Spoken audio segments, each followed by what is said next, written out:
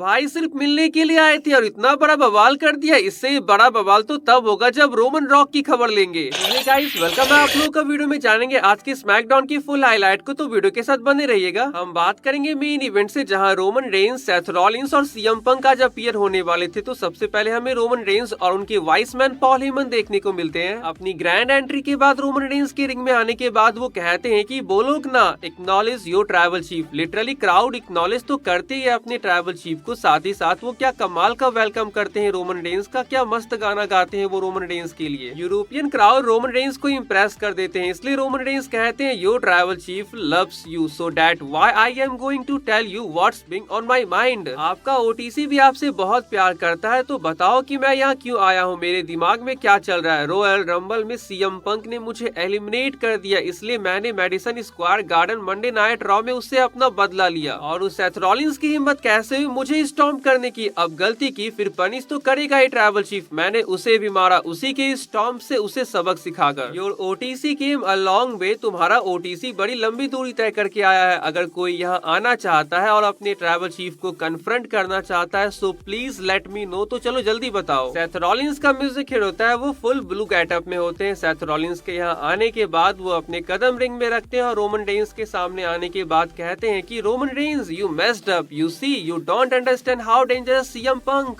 Roman यार तूने गड़बड़ कर दी, तू समझ नहीं पा रहा है, तू देख नहीं पा रहा है, जो विजनरी देख रहा है कि वो सीएम पंक कितना खतरनाक है। वो इस इंडस्ट्री के फ्यूचर के लिए कैंसर है। जब मेरे पास मौका था तो तुम्हें सीएम पंक को खत्म कर देना चाहिए था मुझे। लेकिन मैं समझ सकता हूँ मेरे भाई, ये उसके बारे में नहीं है, ये उसके बारे में कभी रहा ही नहीं। ये तुम्हारे और मेरे बारे में, ये हमेशा तेरे और मेरे बारे में रहा है। हम इस कंपनी में आए, मेरे बिना तुम नहीं हो और तुम्हारे बिना मैं नहीं हूँ। This story of Roman and Seth, Roman और सेथ की ये कहानी, इसके कई पेजेस लिखे जा चुके हैं और मुझे लगता है कि अब टाइम है वी एडेड अनदर चैप्टर। हम एक और चैप्टर जोड़े। सेथ रॉलिंस और रोमन रेंस के बीच चीजें काफी बैलेंस दिख रही थी, उन्हें एक दूसरे से बहुत ज्यादा प्रॉब्लम नहीं है, ऐसा कुछ नहीं दिखा। तभी सीएम पंक का म्यूजिक हिट होता है, जो सारी प्रॉब्लम्स की जड़ है। सीएम पंक आते हैं पर वो रिंग में नहीं जाते हैं। रिंग एप्रिन से टर्न बकल पर चढ़ते हुए माइक उठा के वो कहते हैं कि सर्कस शुरू करने से पहले आइए कुछ फैक्ट्स के बारे में बात करते हैं। बिग चीफ वो रोमन रेंस को कहते हैं और ग्रिमेस सेथ से कहते हैं। इसका मतलब है कोई आदमी जो पहले अगली है, बदसूरत है, इसके साथ हमेशा वो अपने फेस पर हेट, दुख और दर्द चिपकाए घूमता है। तो तुम दोनों में से किसी ने मुझे एक दूसरे की मदद के बिना कभी नहीं हराया है, और हराओगे भी कैसे, तुम ये कर ही नहीं सकते। और रोमन मैंने धोखा नहीं दिया था तुम्हें रॉयल रंबल में, वहाँ हर आदमी अपने लिए होता है। तेरे वाइस मैन को तुझे इसके बारे में बताना चाहिए था, नहीं बताया उसने, चल मैंने बता दिया, इसे याद रखना अगली बार के लिए। और अगर मैंने वॉर गेम्स में तेरा साथ नहीं दिया होता तो तू रॉयल रंबल में पहुंच भी नहीं पाता, जिसके लिए मैं एक फेवर ओन करता हूँ। क्यों पॉल? नहीं फिक्र मत करो, अभी नहीं वो फेवर में मांग रहा हूँ, मैं बस इतना कहना चाहता हूँ, आज मेरे लिए अपने ट्राइबल चीफ को चांदी की प्लेट पर परोसने के लिए बहुत बहुत thanks, I appreciate you Paul. ये सुनने के बाद जैसे ही रोमन रेंस पॉल हेमन की ओर देखते हैं कि सीएम पंक रिंग में एंटर करते हुए माइक्रोफोन से रोमन रेंस को मारते हुए पंचेस की बारिश करने लगते हैं। ये देख सेथ रॉलिंस रोमन रेंस को हटाते हैं और सीएम पंक को मारने लगते हैं। फिर रोमन भी सेथ को साइड कर सीएम पंक को कूटने लगते हैं। ब्रॉल स्टार्ट हो जाती है, जिसे रोकने के लिए सिक्योरिटीज, ऑफिशियल्स, रेफरी सब आ जाते हैं। इसी बीच अपनी जान बचाते हुए ब्रॉल की साइड से निकलकर अनाउंसर टेबल पर चढ़कर सीएम पंक रेसलमेनिया की साइन की ओर पॉइंट करते हैं। ये देख लड़ते हुए रिंग में सेथ रॉलिंस और रोमन रेंस रिंग से बाहर निकलते हैं और सीएम पंक को लपेटे में लेते हैं। इधर हम रिंग में पसीने बहा रहे हैं और तू हवा में हाथ लहरा रहा है। इसके बाद सब कुछ शांत करने के लिए अपने सुसाइड ड्राइव के साथ सेथ रॉलिंस सबको ढेर कर देते हैं और अब वो भी रेसलमेनिया की साइन की ओर पॉइंट करते हैं एंड जंप करते हुए अगेन वो सीएम पंक को कूटने लगते हैं। पर रोमन रेंस कहाँ है, वो कहीं नहीं दिख रहे, कहीं वो इन लोगों के पैरों के नीचे दब तो नहीं गए। नहीं यार, ये निकले हमारे बाहुबली। अपने हथियार के साथ स्टील स्टेप रोमन रेंस उठाते हैं और सीएम पंक और सेथ रॉलिंस को इससे हिट कर उन्हें ढेर कर देते हैं। और अब ट्राइबल चीफ अपने फिंगर को पॉइंट करते हैं रेसलमेनिया की साइन की ओर और वो कंफर्म करते हैं कि Seth Rollins versus CM Punk versus Roman Reigns हो रहा है रेसलमेनिया 41 के अंदर। अब ट्रिपल एस से बस ये होप है कि वो इस ट्रिपल थ्रेट मैच को रेसलमेनिया के नाइट 1 के मेन इवेंट में रखे, बिकॉज ये मैच इसे डिजर्व करता है। एंड अभी आपको तो पता ही होगा कि Roman Reigns full time job पर वापस आ चुके हैं। स्मैकडाउन के साथ साथ वो हमें रॉ पर भी देखने को मिलेंगे। ऐसे में रॉक भी रॉ पर होने वाले हैं, तो ना सिर्फ रोमन रेंस अपने फ्यूड में इन्वॉल्व रहेंगे बल्कि वो रॉक के साथ भी इन्वॉल्व होने वाले हैं। अगर नेक्स्ट ईयर ये मैच हो रहा है तो रोमन रेंस क्योंकि फेस है तो वो रॉक के अगेंस्ट और कोडी के साथ जाते दिखेंगे। ऐसे में कोडी रोड्स भी रोमन का साथ दे सकते हैं। सेथ रॉलिंस और कोडी रोड्स कितने बड़े बड़े दुश्मन से दोस्त बन गए। शायद वही एंगल WWE रोमन रेंस और कोडी के साथ कर सकते हैं सिचुएशन के अकॉर्डिंग। यार आज ये मैच कंफर्म हो गया। वैसे शो को स्टार्ट आज रैंडी ऑर्टन करते हैं। उनके आने के बाद वो कुछ बोलने के लिए जाते हैं कि उससे पहले केविन ओवेंस यहाँ आ जाते हैं। आने के बाद वो कहने लगते हैं कि मैं चाहता हूँ रैंडी तुम मेरी बात सुनो, क्योंकि ये इम्पोर्टेंट है तुम्हारे लिए। मैंने तुम्हें पाइल ड्राइवर हिट किया जो कि रॉन्ग था। मैंने वो गलत किया क्योंकि तुम ये डिजर्व नहीं करते थे। वो कोडी रोड्स और सैमी ज़िन इसके लायक थे, लेकिन जब तुमने कोडी रोड्स की साइड ली मुझे गुस्सा आ गया। इसके बाद मैंने कुछ ऐसा कर दिया जिसका मुझे रिग्रेट है। मुझे माफ कर दो मेरे भाई। इस दुश्मनी को छोड़ो और आगे बढ़ते हैं। रेसलमेनिया आ रही है, क्यों ना हम दोनों टैग टीम चैंपियनशिप जीतने पर फोकस करें। राउड तो पहले इस प्रपोजल को रिजेक्ट कर देते हैं। ऐसे में रैंडी क्या कहते हैं, मेरा मन तो कर रहा है तुझे कूट डालूं अभी के अभी। बेटे अपनी इस अपोलिसी को पिछवाड़े में डाले, क्योंकि fight Owens fight a bitch Owens bitch बन गया है। मैं तुझे थैंक्स कहूंगा जो तूने मुझे मेरे सर के बल मारा। इससे वो वॉइसेस मुझे वापस से सुनाई देने लगी है। रेसलमेनिया में मेरा ऐसा किक तुझे लगेगा कि तेरा सर तेरे शोल्डर से अलग हो जाएगा। वो पंट किक मारने की बात कर रहे होते हैं जो कि इतने सालों से बैन है, पर लग रहा है कि रेसलमेनिया में ये वापस आने वाला है केविन ओवेंस का काल बनके। ये हाल यार देखा नहीं जाता है डेमियन प्रीस्ट का। आज Damien priest and Jimmy Uso versus Shinsuke Nakamura and Drew McIntyre का मैच हो रहा था। लास्ट वीक की तरह प्रीस्ट का साउथ ऑफ हेवन लगता है नाकामुरा को। तब तो ड्रू ने बीच में अपनी टांग अड़ा दी थी डेमियन प्रीस्ट पे अटैक करके, लेकिन आज वो फाइनली जीतते हैं। हालांकि मैच के बाद ड्रू मैकिंटायर डेमियन प्रीस्ट को क्लेमोर किक हिट कर देते हैं हर बार की तरह, लेकिन यहाँ जेकब फाटू के साथ गलत हुआ। जेकब फाटू वर्सेस ब्रॉन स्ट्रोमन का मैच देखने को मिलता है यूनाइटेड स्टेट चैंपियनशिप के नंबर 1 कंटेंडरशिप के लिए, जहाँ पे जेकब फाटू इस मैच को हार गया और ब्रॉन स्ट्रोमन इस मैच को जीत चुके हैं। पर भाई ये जेकब हार कैसे गया? इन दोनों की वजह से। सोलो सिकोआ टामा टोंगा की वजह से वो दोनों बीच मैच में ब्रॉन स्ट्रोमन पे अटैक कर देते हैं, जिस वजह से डिस्क्वालिफिकेशन की वजह से ब्रॉन स्ट्रोमन इस मैच को जीत जाते हैं। यहाँ ऑब्वियसली जेकब खुश नहीं थे और वो अटैक करते हैं ब्रॉन स्ट्रोमन के ऊपर, पर यहाँ अटैक तो सोलो सिकोआ टामा टोंगा के ऊपर करना चाहिए था। एले नाइट यहाँ आ जाते हैं और वो सेव करते हैं ब्रॉन स्ट्रोमन को। अब नेक्स्ट वीक ये मैच देखने को मिलेगा LA Knight versus Braun Strowman for the United state championship. हाँ ये ना कुछ बात हुई बैक स्टेज। जेकब गुस्से में चीजों को फेंकने लगते हैं। सोलो उन्हें शांत करते हुए समझाते हैं कि देख भाई हम इन्वॉल्व इसलिए हुए क्योंकि मुझे लग रहा था कि तू हारने वाला था। जेकब कहते हैं मैं हारने वाला था, तूने मुझे हराया। मेरी चीजों को मुझे हैंडल करने दो। ये बीच में टांग अड़ाना बंद कर दे सोलो, वरना ये टांग उखाड़ कर मैं फेंक देगा। जेकब फाटू की बात सुनकर सोलो सिकोआ को बहुत दुख होता है। दुख तो होगा क्योंकि सोलो ये जानते हैं कि अब वो दिन दूर नहीं है जब जेकब फाटू मुझे तोड़ेगा। लास्ट वीक जो हुआ इसके बाद इनका वापस से फेस टू फेस आना खतरों से खाली नहीं था स्मैकडाउन के सिक्योरिटी गार्ड्स के लिए। इसलिए split screen sit down interview देखने को मिलता है हमें Tiffany Stratton and Charlotte Flair के बीच। अबे ये क्या है? टिफनी ये क्वेश्चन का आंसर देने के लिए जाते हैं, लेकिन शार्लेट उन्हें रोकते हुए कहती है कि क्वीन मैं हूँ तो पहले मैं कहूंगी। वो कहती है देखा मैंने कैसे तू एक छोटी सी स्टार दिख रही थी, इसलिए मैंने तुम्हें रेसलमेनिया के लिए पिक किया क्योंकि मुझे तुम पर तरस आती है। इस पर टिफनी कहती है जब मैंने स्टार्ट की थी आप मेरी one of the biggest supporter में से एक थी, लेकिन अब मैं तुम्हें पहचान चुकी हूँ। तुम WWE में सबसे हॉटेस्ट थिंग को ढूंढती और मिलने के बाद उसे फेंक देती हो।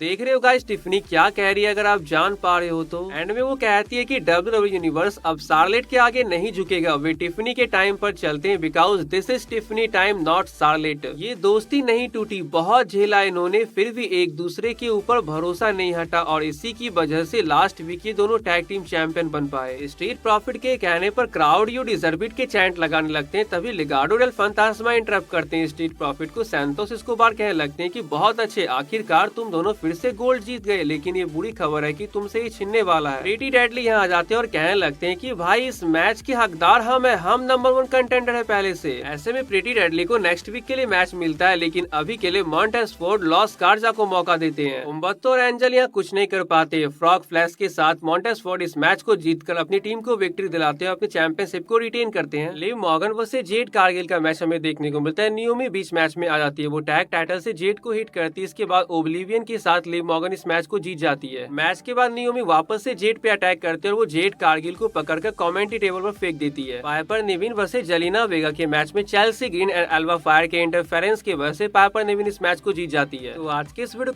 को एंड करते हैं। वीडियो आप लोगों को अच्छी लगी तो चैनल को जो सब्सक्राइब कर लीजिएगा। मिलते हैं नेक्स्ट वीडियो में, तब तक के लिए bye and take care guys.